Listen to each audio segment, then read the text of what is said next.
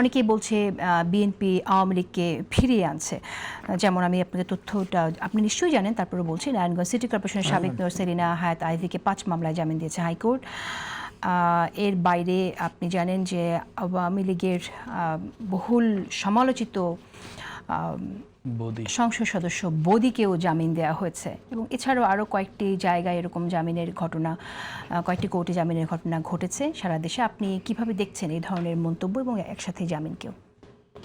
আমি একটা কথা বলে এটা বলি, বলে শিক্ষা এবং সংস্কৃতি, এটা আমাদের দেশে 55 বছর হলো দেশ স্বাধীন হয়েছে, কিন্তু আমরা জাতি গঠন করতে পারিনি। আমি বিরাট করে লিখেছি, সমকালে লিখেছি যে দেখেন আমাদের দেশের শিক্ষা ব্যবস্থা কমপক্ষে 12 প্রকার শিক্ষা ব্যবস্থা, এবং এর ভিতরে ইংরেজি আছে, ইংরেজির বাংলা আছে, আপনার আলিয়া মাদ্রাসা আছে, কওমি মাদ্রাসা আছে, এইভাবে 12 প্রকার, অর্থাৎ সবাই মাস্টার ডিগ্রি দেয়।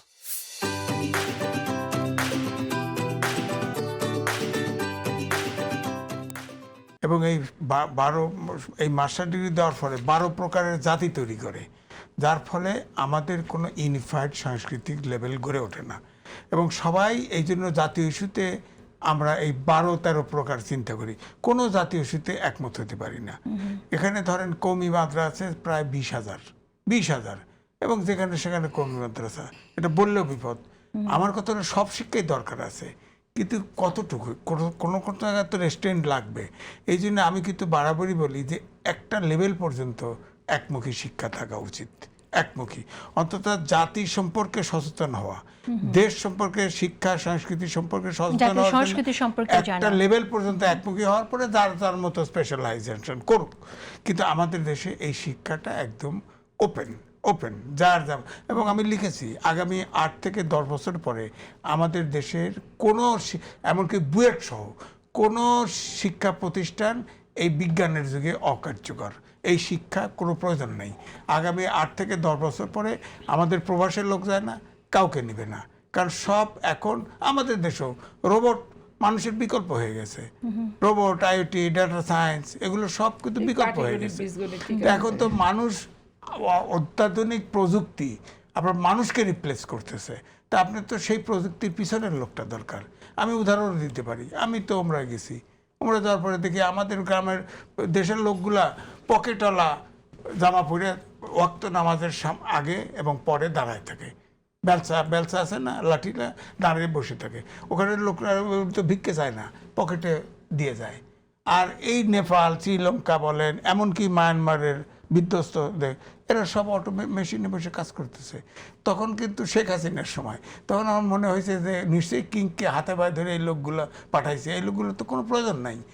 এবং আমি আরো ব্যাংককেও গিয়ে দেখেছি, সুতরাং উদাহরণ দিচ্ছি না, আরো কয়েকটি বিষয় আলোচনা করতে চাই। আমি যেটা আপনি বলছিলেন যে আপনার বিভিন্ন আওয়ামী লীগের অনেক নেতাকে এখন সেলিনা জামিন দেওয়া হচ্ছে, আমি তো মনে করি তিনি মেয়র ছিল, তাই না? যখনই শুনছে যে একটা একটা গ্রুপ দিয়ে, ক্লিন ইমেজের লোক দিয়ে আপনার আওয়ামী লীগ করা হবে, তখনই সেলিনা হায়ার আইবির বিরুদ্ধে মামলা দেওয়া হয়েছে। এখন কোর্ট যদি দেয়, আমরা বদি বিখ্যাত ইয়াবা ব্যবসায়ী হিসেবে পরিচিত, আওয়ামী লীগ তাকে নমিনেশন, বিতর্কের কারণে নমিনেশন না দিয়ে তার ওয়াইফকে দিল।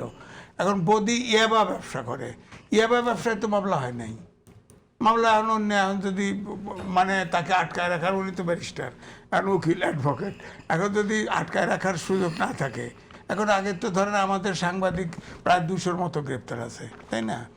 এরা যায় কিন্তু আর বেরোয় না, যে যায় বেরোয় না।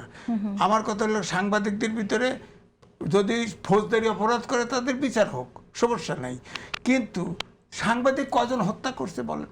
সাংবাদিকের বিরুদ্ধে হত্যা মামলা দিয়ে আটকায় রাখা হয়েছে। তো এই জন্য আমি বলছি যে বিচারটা তো আসলে আইনের শাসন, সুশাসন, মানবিক বাংলাদেশ, গণতন্ত্র, এটা তো অভ্যুত্থানের একটা শেষ দাবি ছিল, ফ্যাসিবাদের বিলোপ মানে তো তাই। সুতরাং এখন বিচার বিভাগকে স্বাধীনভাবে ফাংশন করতে দিতে হবে, এবং যে আইনে মুক্তি পাবে সে পাবে, যে পাবে না। এখন ধরেন আমাদের দেশে দুর্নীতি 1 নম্বর প্রবলেম, অনেক দেশের তো দুর্নীতি ক্যাপিটাল পানিশমেন্ট আছে, আমাদের দেশে আইনই নাই। ও দুর্নীতি করলে নর্মাল যে গতানুগতিক অন্য ধারায় ফেলায় বিচার করে। এখন তো দুর্নীতি চেক দেওয়ার জন্য তো ক্যাপিটাল পানিশমেন্ট আইন করা উচিত, ক্যাপিটাল পানিশমেন্ট। আপনি খেয়াল করে দেখেন যে অ্যাসিড থ্রোয়িং মহামারী আকার ধারণ করেছিল, বেগম খালেদা জিয়া প্রধানমন্ত্রী ছিলেন, আইন করলো অ্যাসিড থ্রোয়িং। নারী নির্যাতন রিমাকে হত্যা করলো, এখন নাই, ফাঁসিতে এখন দিল। নাই।